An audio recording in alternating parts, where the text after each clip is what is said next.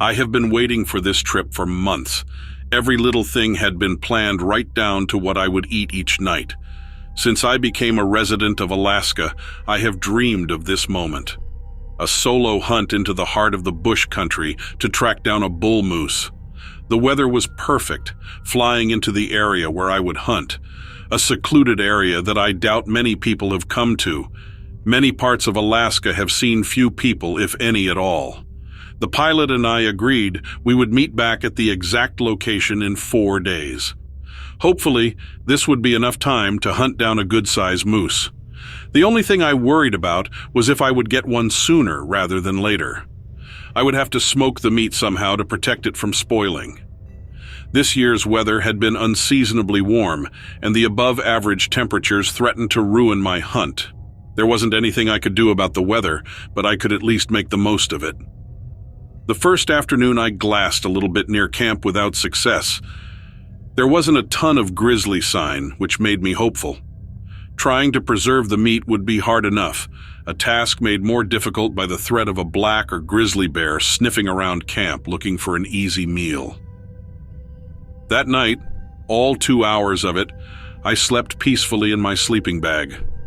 I was unaware I had a visitor to my campsite, but it would have been odd if a bear didn't visit my camp. Based on the tracks along the camp's perimeter, a young grizzly visited. Fortunately, it only seemed curious, so it left me alone. On the second day, I hiked to different hills to class the surrounding areas for any moose. At one point, I saw a cow moose off in the distance, but that was about it. At a different time, I spotted a lone cabin about 2 miles away from my camp. I was surprised to see any indication of other humans in the area. I wondered aloud if they were around, or if it was a hunting camp for an outfitter. I made a mental note to keep an eye out for anyone, and to keep an eye on the cabin. Some people can be very protective of the area they hunt in. I certainly didn't want to upset anybody, and more importantly, I didn't want to miss out on bagging a moose. I spotted a grizzly off in the distance as I walked back to camp. It must have been that younger grizzly, but it still was a dangerous animal. I kept an eye on it the whole way back to camp. I made sure to hang up all my food high into a nearby tree and cooked all of my food away from camp. Certainly an inconvenience, but every measure was essential to ensure my safety. That night, I was restless. I knew the grizzly was probably near, but it hasn't bothered me. I kept my handgun close at hand just in case. The following day, I saw the bear about 100 feet from my tent. As soon as I spotted it, it took off on a dead run. At this point, it was more scared of me. Hopefully, it stayed that way. It was my last full day of hunting before the pilot returned for me. It was crunch time. Within a few hours, I spotted a nice bull moose about a mile from camp. I made a mental note of its location and began to stalk. The underbrush was thick, which slowed my progress even more. By the time I finally reached the location of the moose, it had disappeared into a stand of spruce trees. I decided to set up my tripod and wait it out. Within 10 minutes, my decision paid off. The bull walked out into the open, and a single shot brought it down. I said a small prayer thanks to this beautiful creature and started processing the moose. I would need to take several trips to get the meat to camp. All the while, I needed to keep an eye out for the bear. Halfway through the processing, a figure approached me. It was the man that lived in the cabin that I saw yesterday. He heard the shot and decided to investigate. He was a friendly guy and offered to help. There was only one peculiar thing about the man. He had a long, jagged scar from his forehead down to his cheek. His right eye was a milky blue color. Around his neck hung a claw from a grizzly bear. He told me it came from the one that gave him his scar. With the help of the man, I could get everything back to camp in a few trips. As a thank you, I gave the man a quarter of the meat because I didn't need that much meat anyways. We parted ways, and I started packing up in preparation for the next day when the pilot arrived. I slept easy. A ripping noise roused me from my slumber, and I immediately knew it was that damn grizzly. I grabbed my gun and boots. The grizzly was standing on his hind legs, and a paw gripped one of the meat sacks.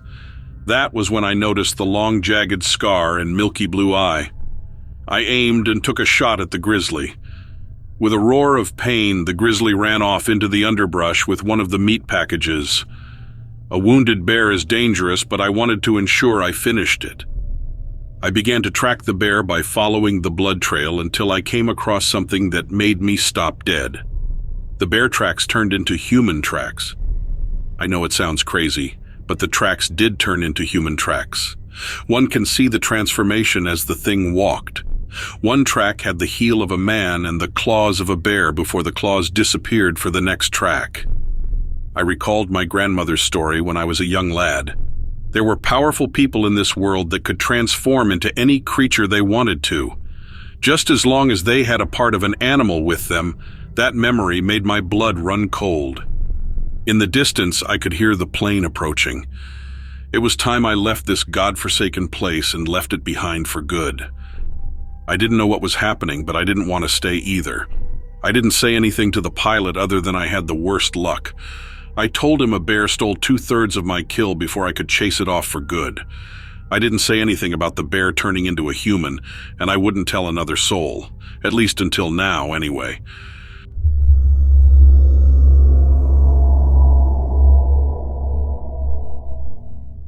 I was heading to the old farmhouse that my parents had lived in forever. It was fall, but not too late in the evening. The sun was still in the sky, although getting close to setting. If I think about it, I remember it was around September or October. I want to say the sun set somewhere between 7 and 8 that night. I can't be exactly sure, but it was probably sometime around there. I had the radio cranked so I couldn't hear much, but it wasn't like I was on the highway. Chances were I wouldn't encounter another vehicle until I pulled up to the house. That's just how remote and isolated my parents were, and they preferred it that way. They enjoyed the absolute solitude and silence of not having any neighbors nearby. In this day and age, I can't really blame them. I did, however, have my wits about me and my eyes on the road. No distractions for me. That is because I'm not a moron, and a buddy of mine hit a buck a few months back.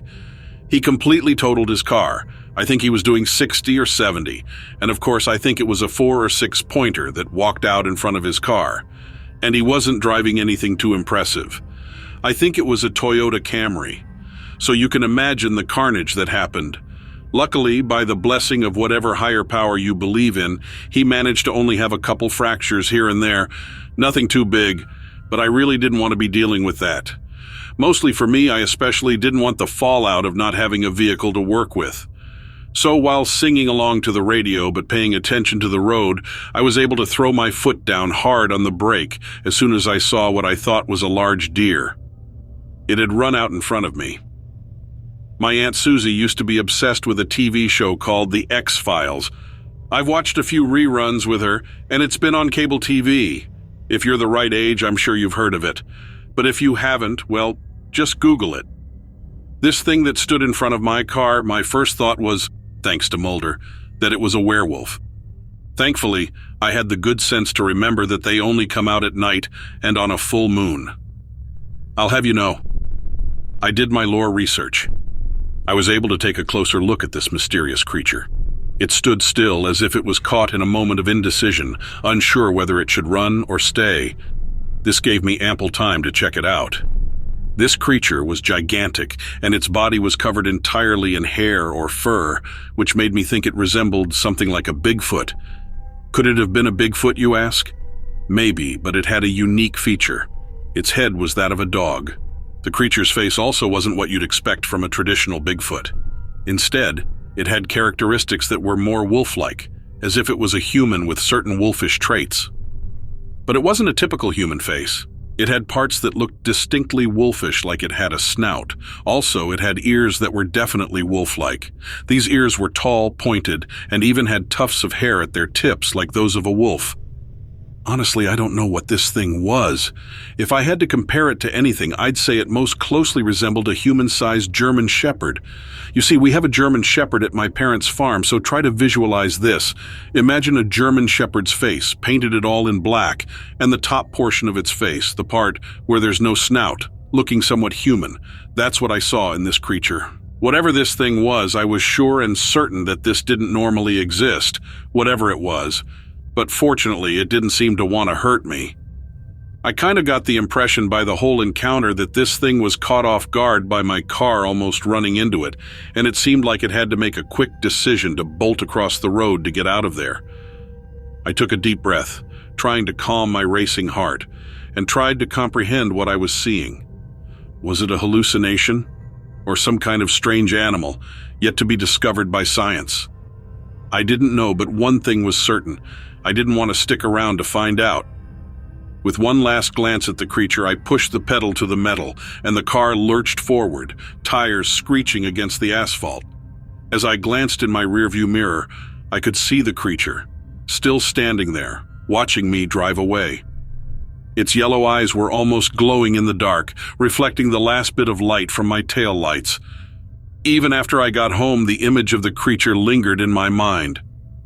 Sleep didn't come easily that night, and when it did, my dreams were filled with images of that creature. I knew I had to find out what it was, or at least try. I decided to research cryptids, unexplained creatures, to see if I could find any information about what I had seen. But no matter how much I searched, I couldn't find any creature that resembled what I saw that night. Even to this day, the memory of that night still haunts me. It's become a story I tell around the campfire, a tale of a mysterious creature in the night. What it was, I might never know, but one thing's for sure, it was an experience I'll never forget.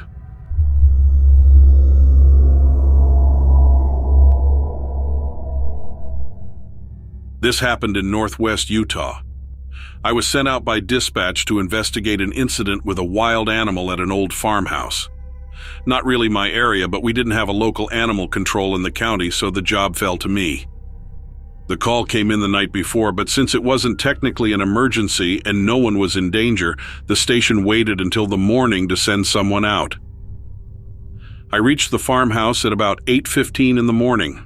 The woman who lived there was elderly, I'd say in her 70s if I had to guess. I don't recall her exact age. She lived alone in the house and the farm was no longer in use. The woman kept a few goats as pets, but that was about it. There were 3 buildings on the property besides the house. A large barn that sat directly opposite the house, a smaller barn next to it, and a lean situated perpendicular to the smaller barn. The goats were kept in the smaller barn. The buildings were used for storage. The story she told me when I arrived was absolutely bizarre. She said the incident happened at around 9 or 10 in the evening the night before, but she had been having problems before that for quite a while. She claimed her goats had been disappearing out of the pen at night. She couldn't figure it out. She had installed chicken wire on the inside of the fence to prevent any animals from getting under the boards, but the goats kept disappearing. It wouldn't be often. Maybe a couple of goats would go missing every month. There was no pattern to it and no signs of animals breaking in through the fence. She figured someone must have been stealing them, so she started putting them all inside the barn at night and locking the doors with chains and a padlock.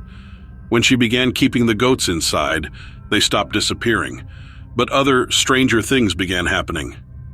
She would hear knocking on the walls of her house and on the roof, like someone was trying to beat the walls down, but whenever she would go to investigate, the noises stopped. She said sometimes she would hear a screeching or screaming sound coming from outside, but never found its source. Last night, she heard the screeching sound again and went out onto the porch to investigate. She looked around but didn't see anything at first, but then a pair of eyes caught her attention. The woman said there was a giant bird-looking creature sitting atop the roof of the larger barn. She claimed it had to be about 5 to 6 feet tall and had a crest on its head and a very long, narrow beak. She said she knew that was the creature responsible for killing her goats. Its eyes reflected back at her and then it took flight. She said its wings were more like a bat than a bird. It had feathers, but it looked to have claws like a bat does. She said the creature flew straight towards her and she ran back inside the house and locked the door. She said she had never seen a bird like that in all her years of living out there. The creature rammed its body into the closed door. The woman said she was terribly frightened, but she wanted to know what it was, so she looked through the window next to the door. She said it looked reptilian, like a sort of flying lizard. It had feathers, but the eyes of a snake. I wasn't really sure what to do about this situation. This woman just described a dinosaur to me. I figured it was just a very large, predatory bird, and maybe the woman's eyes weren't what they used to be. I recorded her story just as she told it. I did add a note that I thought it was likely a large vulture. She showed me the scratches on the door and the outside of the house, and there was substantial damage. I didn't have a good explanation for her, nor did I have a solution. She showed me the barn where the creature tried to break in. I asked if she had a gun, because she is allowed to shoot any animal on her property that is threatening her livestock, whatever type of animal it turns out to be. I told her it might be a good idea to set up cameras to try to figure out what type of bird it was and go from there. What she really wanted was for someone to just get rid of the creature for her, but there wasn't much I could do about that. I did investigate the area around the goat pasture and the barn. If I hadn't gone out there, I would have written this incident off on the ramblings of a crazy old lady. I found a feather. Just one. It was huge, like it belonged to an eagle or possibly something larger. The feather itself was red with bits of yellow splattered in towards the stem. I bagged it for evidence. I told the woman I would send it out for testing and see what species it is. And that was that, or so I thought. I sent the feather out to be tested. It's not typically something we would do, but I was curious. It had been a month and I hadn't heard anything about the feather. I asked my superior and he told me the test came back as inconclusive. I did a bit of digging and called the lab myself. Now here is where it gets weird. When I asked about the results of the feather and gave them the case number, they told me it was classified and I didn't have clearance to get the results. The old woman called me at the station a few days later. She said a team of detectives had been out to her farm to follow up on the case, but they wouldn't give her any information. I didn't have anything else to tell her other than I believed her and to get something to protect herself and her goats if she planned on staying out there. I can't tell you what the creature was, but I do know there was a significant effort to cover it up.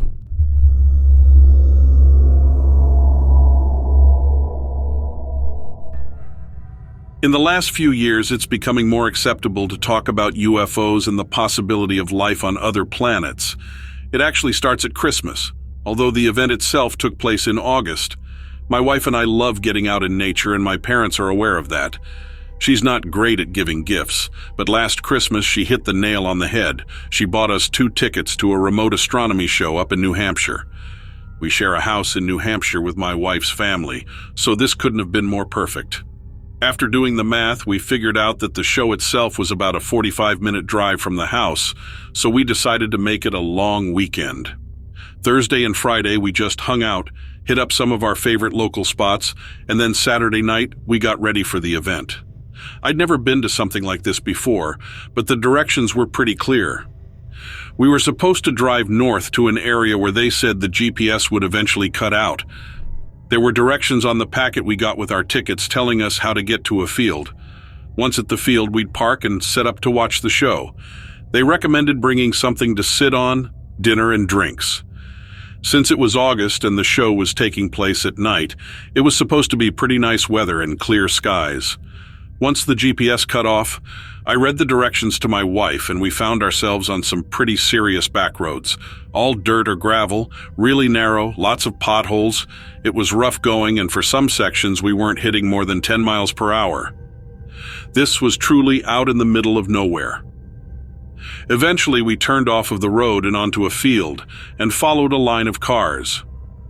After parking, we followed everyone up a big hill where a guy with a megaphone was directing the crowd to find seating. It was still light out and he had live music. There must have been at least 150 other people there. We found a spot, set up beach chairs, and had a beer and some takeout we'd grabbed on the way there. The actual show itself was presented by a guy named Mark. He was a trained astronomer as well as a hobbyist and had apparently been doing this for the last 3 decades. Mark was making the rounds, and we overheard him telling one group that it would be an exciting night, as we should be able to see one of the space stations. My wife and I were pretty excited at this point and couldn't wait for dark. Eventually it was dark enough and headlights had been off long enough that Mark decided to get started.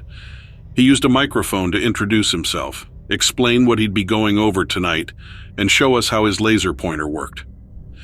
He started off with a few of the more well-known stars and a planet that was super visible.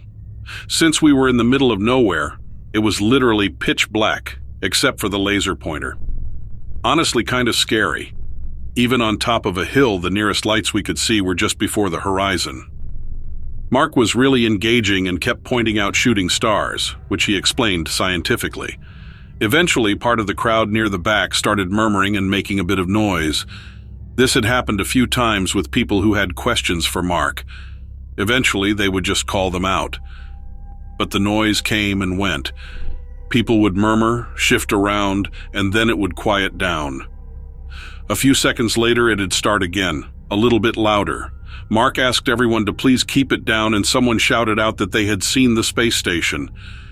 We were about 15 feet away from Mark and could see that he was visibly confused, especially when the person, a woman who ended up standing up, pointed in the direction that she and others had seen the station.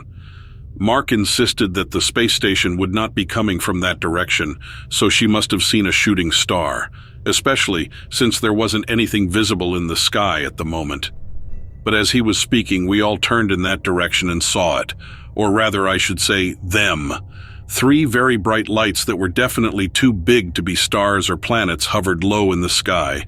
They were all identical too, a bright bluish white and slightly elongated. I thought they all seemed to be strung together in a straight line. Mark went dead quiet, and the people at the back of the crowd started talking excitedly again. My wife and I actually turned our chairs around to get a better look. At this point, a lot of people were taking their phones out and snapping photos. Mark and his assistant were talking when suddenly one of the lights shot straight up and disappeared completely. That left 2 lights both sitting in the exact same spot, unmoving. Everyone was speechless for a second and then erupted in loud conversation and some shouts. Mark tried to calm everyone down, but he was also looking on his phone, probably to see if there were any reported objects in this area of the sky. As we watched, a second light shot off toward the west. It moved slowly at first and then faster until it too disappeared without a trace. I'm not saying that it moved so far away that it went out of sight, it just suddenly wasn't there. So then only the last light remained. It was hovering for almost 2 minutes before it dipped down a little lower in the sky. It moved slowly east, and it was clear enough for us all to watch it. My wife was taking a video on his phone. Then, like the other 2 lights, this one shot off and disappeared as well. We were all left talking about what it could have been. Mark, who was obviously out of sorts, tried to get everyone to calm down, but the rest of his show had a very restless feeling. Once the show was over, the drive back was actually a little eerie, as my wife and I discussed what we might have seen. There were no lights at all in this part of New Hampshire, only our headlights, and we were keeping a close eye out for deer. But I couldn't help looking up at the sky occasionally, too. We got back to the house a little after midnight and stayed up talking about the lights. The only explanation we could come up with, since Mark had insisted he didn't know what they were, was simply unidentified spacecrafts. There were enough people at the show that for a few days various videos and photos were circling around on social media. My wife and I showed our friends since we were pretty excited about what we'd seen. I was a little bummed to miss out on the space station, but we probably saw something that not many people see in their lifetimes, so it was an easy trade-off. Now we're thinking of going back for a show next year, too. In the end, it was definitely the best Christmas present ever.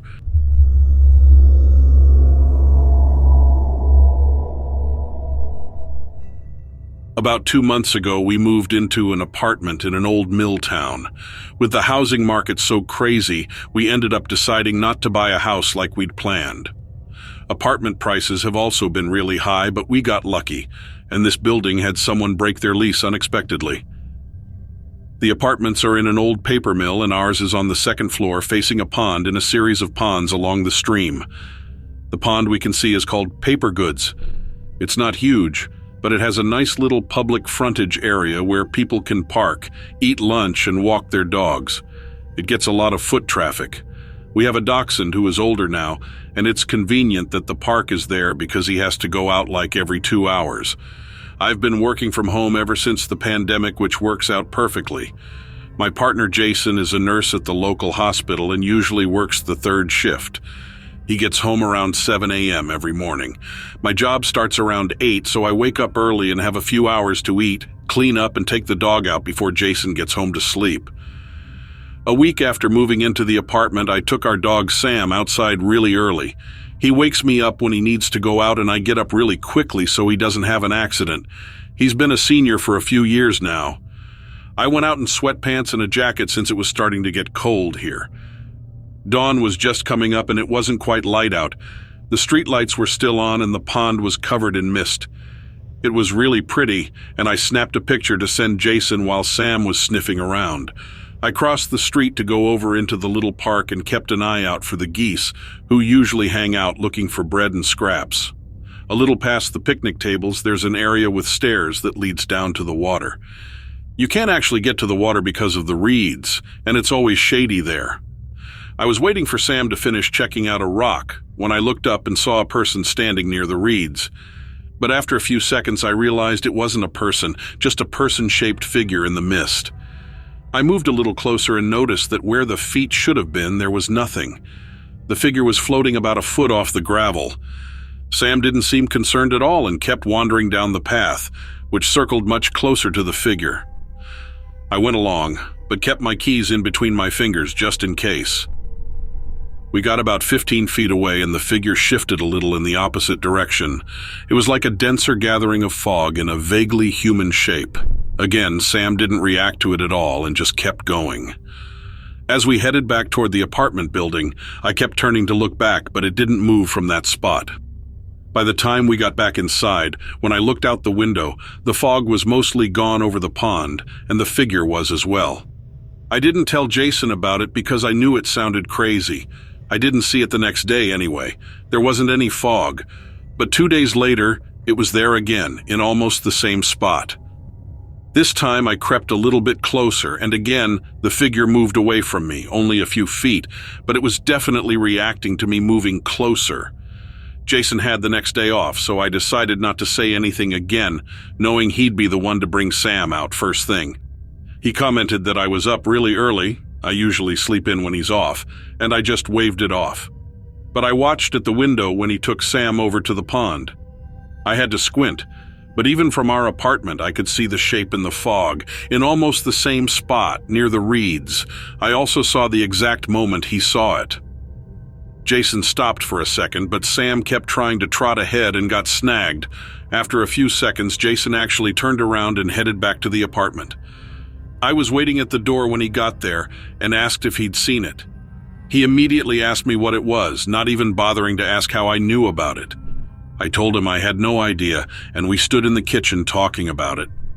Like I said, it was early enough in the day that we never saw anyone else over there, so we didn't know if anyone else had seen it. I explained I'd seen it a few days ago, but wanted to see if he noticed too, so I'd know I wasn't crazy. We both agreed that whatever it was, whether it was a natural phenomenon or some kind of ghost, didn't seem malevolent in any way. It just kind of hung out there. We kept seeing whatever it was over the next few days. When Jason got home in the morning, he'd ask if I'd seen it and I'd update him. On days he was off, we woke up together and took Sam out to get another look at it. We never saw any features, heard any voices, or anything like that. But every now and then we'd see what looked like an arm or a leg, and the figure would look a little more like a person. These last few days, we haven't seen the figure at all since there hasn't been any fog or mist. Part of me thinks maybe it's hanging around in the same spot anyway, but I'm too scared to walk over and try to feel it out. We're going to continue keeping an eye out for it, and hopefully it keeps showing up whatever it is.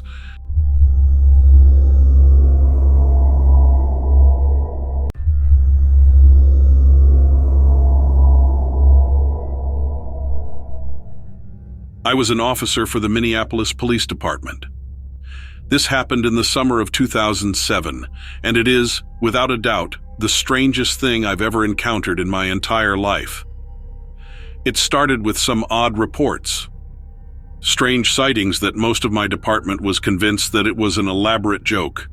Towards the end of it, we just stopped taking down the reports when we would get calls about it. The first call was from a college student. She was studying at a university in the area and claimed to have seen a creature on the roof of one of the buildings. The call came in on a Friday night, and when I heard the word creature, I assumed that drugs or alcohol were involved. She described a feathered birdman with glowing red eyes. I was on the phone with her at the station, and some of the other officers started listening in when I asked her to describe the creature. I asked what the birdman was doing, and it took every ounce of self-restraint I had to keep from laughing. She said the birdman was just standing there, staring at her. I asked if the birdman was doing anything illegal, and the girl hung up. In hindsight, I was definitely being a smart-ass, but how was I supposed to believe any of that? A birdman with glowing red eyes? We deal with a lot of drug cases, and that's the kind of story I would get from someone on drugs, so I didn't think much of it. However, we got another call the next day. This time it was from a woman in her 40s working the weekend shift at a mall department store. She closed up for the night and headed to her car in the parking lot, and there, standing under a lamppost, was the dark silhouette of a man with wings. And get this, he had glowing red eyes. I thought the other officers were pranking me. There was no way there was another call in about a menacing winged man. I told them nice try and went on with the rest of my day. But it didn't end there, not by a long shot. Over the next 2 weeks, we had numerous calls about this creature. It was everywhere and nowhere all at once. Sometimes it was described as having red eyes, sometimes gold or amber. All the callers said it was about 5.5 to 6 feet tall and had wings. Not a single person saw its face. Sometimes it was on a roof. Sometimes it was just standing on the ground in the shadows. No one ever saw it fly anywhere. After about the 6th call, I started to look into this as much as I could. There wasn't a whole lot to go on, and the whole thing became a joke in our department. There would be bets on if we would get a call about the creature that day. We had wondered if there was maybe some new hallucinogenic drug out there causing people to see this thing. The other theory floating around was that there was some guy dressing up as this creature and trying to scare people. That was the theory that made the most sense to me. But you'd think that with all the driving around we all do at night, one of us would have seen it by now. When I couldn't find any other information, I did a quick Google search and tried to find something that matched the descriptions. I did find something interesting. The Mothman. Now, I didn't really believe in all that stuff, but the sketches I saw of it were just like the descriptions we had been getting. I continued my search, trying to find some reason that these creatures were all of a sudden popping up when there had been no evidence of them here previously. I didn't find much, but I did read that sometimes they show up just before something bad is about to happen. I got a sinking feeling in my stomach. I'm not sure exactly why, because like I said, I don't believe in this stuff, but I couldn't shake the feeling. We continued to get in reports of this thing, but that was about it. It had never attacked anyone or shown signs of aggression. It was just there. And still none of us had yet to see one. Of course, we would jokingly say we saw the Birdman at a traffic stop and things like that, but it was just such an absurd thing that it was impossible not to joke about. The reports came in by the dozens during the last week of July. The creature was in the road. It was on the roof of the bank. It was in an alleyway. There was just no end to it. The reports were so numerous that we were told to search for this thing on our patrols. My superiors were convinced that it was a person or a group of people playing an elaborate prank, which, to be fair, was the logical explanation. The following week, just after 6 in the evening on August 1st, the I-35W bridge over the Mississippi River collapsed. It was a sudden freak accident due to a fatal design flaw of the bridge. It was loaded with rush hour traffic at the time. It was bad. There were 13 total deaths, I believe, and about 150 injuries. I didn't put it together at the time, but after that, the sightings of the creature stopped altogether. I still can't say exactly what the creature was since I never saw it myself. I don't know if the thing was evil or it came as a warning. I don't think anyone really knows. I do know that if I ever hear a report of one again, I'm taking my family and leaving town immediately.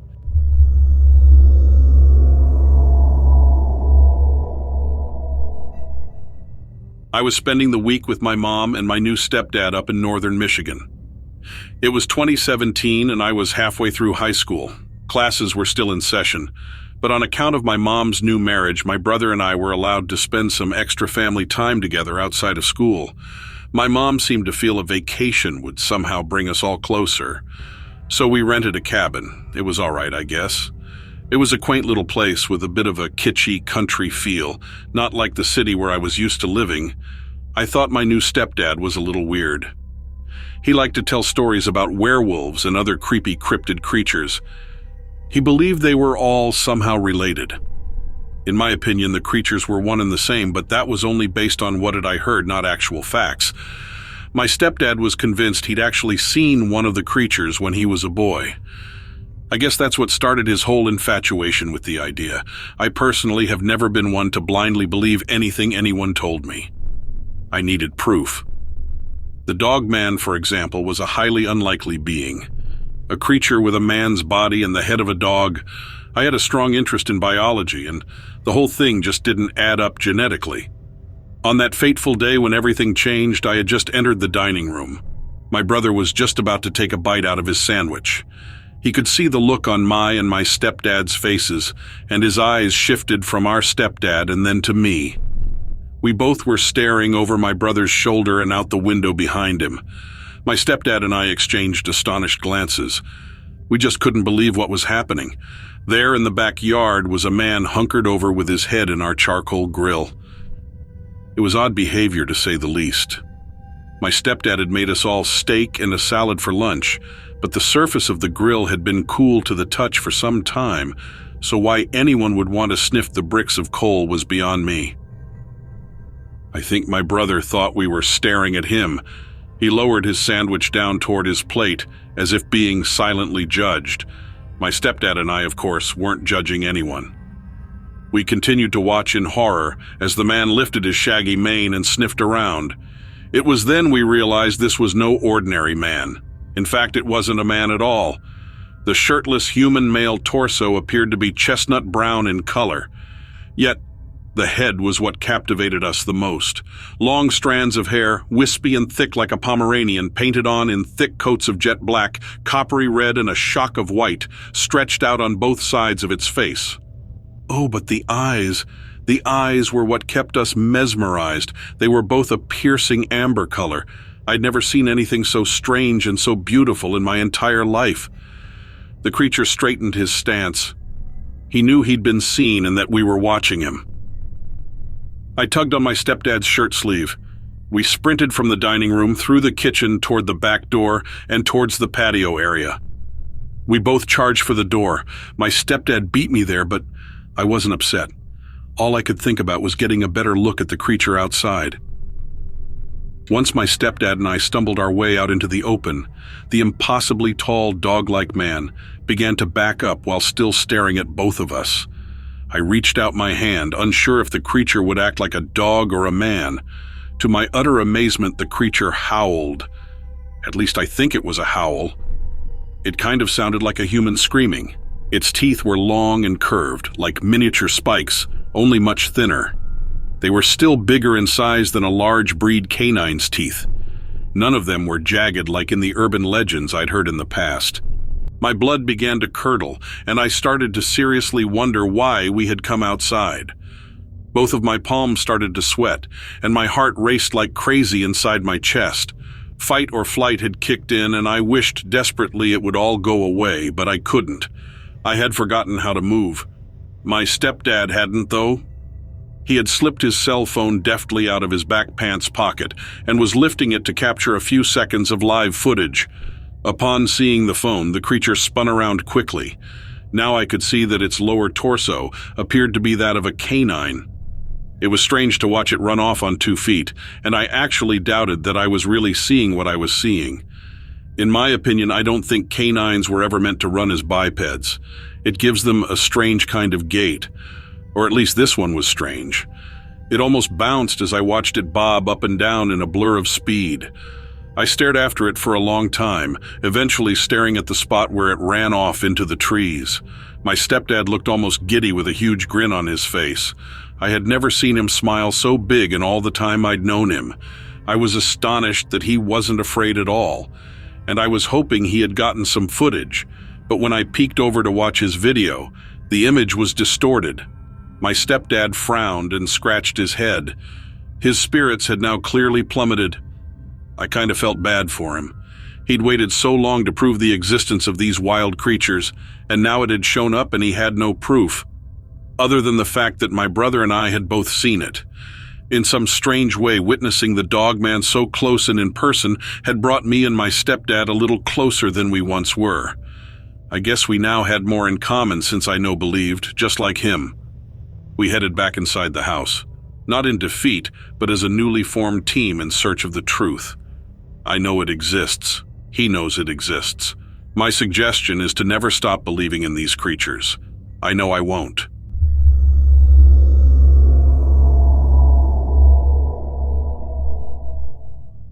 It was 1997, and I was camping with my sister at Craig Lake State Park in northern Michigan, up on the UP.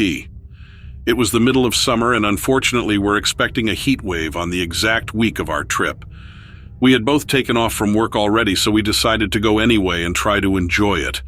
We planned to sleep in our hammocks and brought bug nets to hang above them. If you've never been to the Midwest, we have mosquitoes here that are just huge. We brought a tent too, as it looked like we might have a little rain in the middle of the week. But neither of us wanted to sleep in a tent when the nighttime temperature didn't look like it was going to get below 80. Our campsite was a hike-in spot, but it was only about 4 miles from the parking lot. We were both sweating buckets by the time we hauled all our gear to the site, and I wondered if we would be able to survive the week or if we would roast alive. Most of the week went fine. Very hot and a little miserable, but we didn't run into anything strange. When I hear people tell stories like this, and there's almost always something they missed in hindsight, but here, there was nothing out of the ordinary. Nothing at all. On the 5th day, it had begun to rain about halfway through the day. It started out as a little rain, but got significantly worse as the day progressed. It was just starting to get bad as we returned from our morning hike, so we took down our hammocks and set up the tent. By dinner time, it was pouring. We obviously couldn't get a fire started, so we cooked dinner in the vestibule on a little butane stove. The tent had started leaking about an hour or so later, and then the wind picked up. There was a pool of water on the floor of our tent when we decided we'd rather hike the 4 miles back to the car. We figured we could probably find a hotel room in town, and if not, at least we would be dry in the car. The trail to the parking lot was well marked, and we should have easily found our way back. The rain and wind were making it hard to see, so when we thought we saw the red taillights of another car, we headed straight for it. It looked exactly like taillights, bright red and glowing in the distance. It looked maybe 60 or 70 feet away from where we were on the trail. The trail had gotten soupy from all the rain, and it became difficult to tell if we were on it or not. We tried to use the light as a guide to follow back to the parking lot, but we ended up stepping directly into a swamp. The sudden change in footing surprised us both, and we fell forward into the mud. It was that sticky type of mud that holds you in. I don't think it was quicksand, but it was difficult to get out of. When we had climbed back onto the trail, we sat there on the ground, staring at this light that appeared to be dead center in this swamp. My sister was worried it was a car that had driven off the road, but it wasn't sinking, and we didn't hear anyone screaming for help. I didn't know what it was, but something felt off about the whole situation. If it was a car, it's not like we would be able to help them anyway. We barely got ourselves out of the mud. We continued on in the direction we hoped was the parking lot. We decided we would call the police about the possible stuck car when we got back to ours. The rain got heavier, if that was even possible, and the strange red light faded into the distance. Not more than 10 minutes later, we saw another light. Red, about 3 feet off the ground, looked just like the tail light of a car. This time, it was in the middle of a forest. I recognized this area. We were almost to the parking lot, but this particular area was heavily wooded. No way would a car even fit between the trees in here. I said it can't be a car, that it must be a person with a red lantern or a red headlight. My sister called out to see if anyone needed help.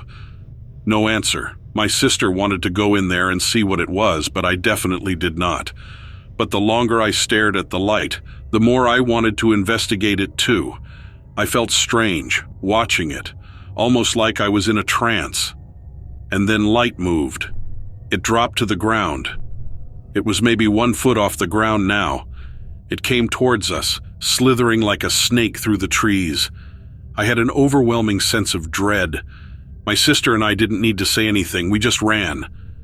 I looked back to see the red light following us, but it stopped when it got to the edge of the trail. I never figured out what it was. My sister didn't have any explanation for it either. We did call the non-emergency police line when we got back to our car and reported a car possibly stuck in the swamp, but her and I both knew that whatever was out there wasn't taillights from a car.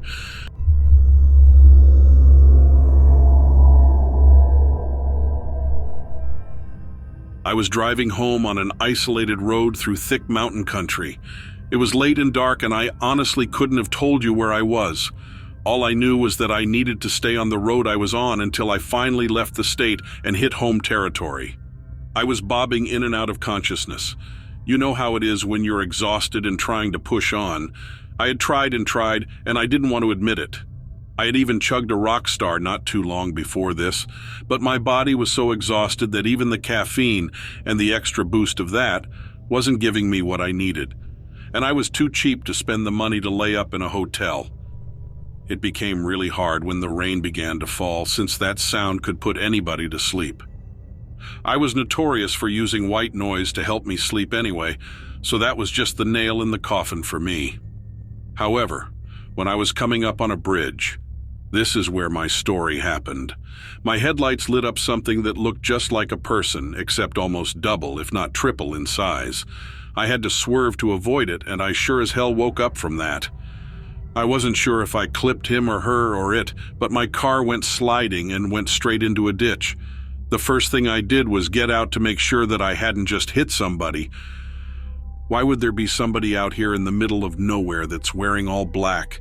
There was no one around, and I was pretty sure that there had been somebody in the road. I was certain of it. And I was more than a little mad at them for not making sure I was okay. I swear, it felt like the rain had just begun, but my car was good and stuck, and the tires wouldn't grip the mud that was suddenly all on the ground. I didn't want to call for a tow truck, but it was looking like my only option. I sat in my car in the sound of the downpour and tried phoning out when I was sure I'd seen movement that was more than just the rain. I was hoping it was help, but looking around, it didn't show me anything to speak of. I shook my head, wondering if it would be a good idea just to sleep right here in the ditch and wait for the tow truck. It might be a little weird, but after all, maybe a good 45-minute nap is what I needed. My thoughts were shaken from my head when the driver's side window was suddenly blocked by the drenched, furry body of something very tall and ugly. It was walking on 2 legs, but there was no way that this was human. This was a beast of the woods, the closest I've ever come to thinking of some animal as demonic. I never used that description, but this was so ugly and evil-looking, it's the only word that I feel would be appropriate. It was pointing its snout right at me and baring its teeth in a menacing grin, like it was smiling at me. Like it was happy that I was trapped in this little metal container called a car. I briefly pictured those long yellow fangs sinking into my flesh. In fact, the worst part was its eyes. There was no soul in them, but they were alive with a cold light. I'm not exaggerating. They almost had a faint glow to them. It was supernatural in a sense. The dimness of the weather made that very clear. It ran its claw on my window, which made a squealing sound. And that's about the point that I lost complete bladder control. It was so sadistic, so evil. It drug its claws slowly over my window, all while maintaining a stare and a grin, like it was letting me know, ha ha, you're stuck in there. There's no way you can run, nowhere you can hide. You're all mine. But I'm going to make you terrified before I kill you. That's the impression I got from this thing. Those claws were way too long for any practical purpose other than killing. I quickly jammed the lock button on my door just in case it was smart enough to use the door handle. We continued a horrible stare down for what felt like ever. Another wolf thing came out from the downpour, and then another one. I think in total I spied 4 separate ones altogether. This was at the time when old man phones were the current phones, and I flipped my phone open. Needless to say, I tried to get pictures, but they were crap. It looked like I had taken pictures of a movie playing on my TV. All at once, these things disappeared, and I found out why. A farmer-looking type of guy pulled up on the road and volunteered to pull me out of the ditch. After the job was done, I thanked him profusely and told him that I had almost become lunch for animals that I'd never seen before. I explained to him, assuming he had saw them, that they were upright wolves that looked like they were from hell. He got a look on his face, and after that I tried to ask him questions, but he seemed very dismissive. I've held on to these memories all these years, but again, they're just memories. Even when I've tried to talk to a therapist about it, they don't even believe me. It's just one of the stories that you can't hold in. I saw something, and more of them. This was a pack of animals. I felt like I was in a werewolf movie since they all looked very identical. Whatever this big one was, which was the biggest of all of them, by the way, was only mere inches away from my face, separated by a very thin sheet of glass. The only reason I'm alive, I believe, is because of my car window. But then again, this thing was so menacing, so large and so powerful, I feel like it was just toying with me. Because if it really wanted to kill me, I don't see any reason why it couldn't have ripped my door open and pulled me out and killed me. I can't just carry something like this for the rest of my life and not share it. I'm sharing this with you in hopes you can help me get this out there, to help quelch the fear of anybody else who feels invalidated by their own experiences and encounters, or in fear of being mocked. I have the trauma, and I will forever live with this story.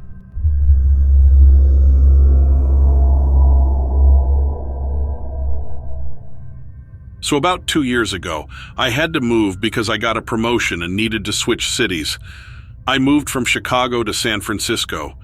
I'm a single parent, so it was difficult already, but my kids had a hard time adjusting to the city. It was completely different. Money was tight, so I had to rent a small apartment, and the goal was to only be there for a few months, no longer than a year, until I could upgrade us to a better one. It wasn't much of a place, but it was good enough. There was a kitchen, a bathroom, and my kids shared a room while I slept on the couch. We were there for a few weeks when one of my kids began waking me up in the middle of the night because they were having nightmares. This was unusual, but I thought it was just stress. She would talk about a tall man who wouldn't let her sleep. Like I said, weird, but stress does things to kids. My oldest child was struggling to sleep too, but just said she didn't feel tired. I thought it was jet lag. A week or so later, I came home from work in the early afternoon. I get home before the kids do, so I try to make them their snacks.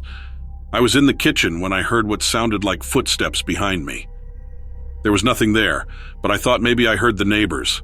I turned on the stove and suddenly it was like I was shoved. My sleeve caught on fire, but thankfully I wasn't hurt. When my kids came home that day, my youngest was pale and shaky and had a fever. She spent the whole night screaming and yelling about the tall man. Throughout the night, things just got weirder. Doors opened on their own, plates were smashed on the ground, the apartment was icy cold and was filled with this awful stench like rotting meat. I decided to take my kid to the ER, and as we closed the door behind us, there was a lot of banging and rattling from inside the apartment. By the time we made it to the ER, my kid was fine, fell asleep in my arms. We made it back by early morning and it was beyond trashed. Everything was broken, pillows were torn to shreds, boxes emptied, dressers flipped over. It was awful. This was the start of the hell we would start to live in. Every night the house would be trashed. We just lived in constant filth. My youngest began to have behavioral issues that led to them being suspended for trying to attack another student. She became increasingly violent and had to be locked away at night, and my oldest had to sleep on the couch with me. I consulted behavioral experts and therapists for her, but nothing helped. As she grew more violent, so did the instances around the apartment. There were times I would wake up to a pillow pressed against my face, the burners on the stove turned on, or water running while the drains were clogged. After a year, I had enough, broke the lease, and moved us to a motel for a little while. Once again, my youngest became horribly ill and spent hours vomiting. She was sick for a few days, but once she was better, she was no longer violent. She was very calm and back to her normal self. But after a few weeks, it came back. Weird things happened around the motel. She became aggressive, and I began hearing and seeing things. I'm not crazy when I say this. but I would see a tall, dark figure out of the corner of my eyes. Sometimes it would just stand there, but other times it would seem to come at me. I began to have awful nightmares where I would see it. Often I would die and wake up sweating and shaky. My youngest began sleepwalking, and I'd often find her trying to leave or grabbing a knife or something. I began to do some research and seen that maybe we were being haunted by a ghost or a demon or some evil being. So I bought some crosses and put them up in the room. Every night they would fall to the ground, no matter how they were put up. I'd rest it on a dresser and it would end up halfway across the room. Eventually I tried to contact a local church. Of course, whenever we got there, she was perfectly normal. They tried to ask her questions, splashed holy water, all kinds of stuff, but she didn't react in any way they wanted her to. We took them to the motel room, where they questioned her and seemed to try to provoke the evil in her once again, but nothing happened. They basically told me she was perfectly fine, but that they'd pray for her. They didn't think anything evil was haunting or attacking us. That night, everything was so much worse. Things were being thrown across the room, and my youngest attacked me while she was sleepwalking. She had this inhuman strength. It was like fighting a grown man. I called again and asked for help, but once again she acted normally. They didn't say anything, but it definitely felt like they thought I was lying. I've spent the past year moving around just to get a few weeks of sanity back. Fortunately, I was able to do my work remotely, but my kids are struggling in school. My youngest is always in trouble, and I'm afraid to even let her leave the house. It doesn't matter what I do. This thing always returns, and it won't go away. I can't keep doing this to my kids, and I want my child back.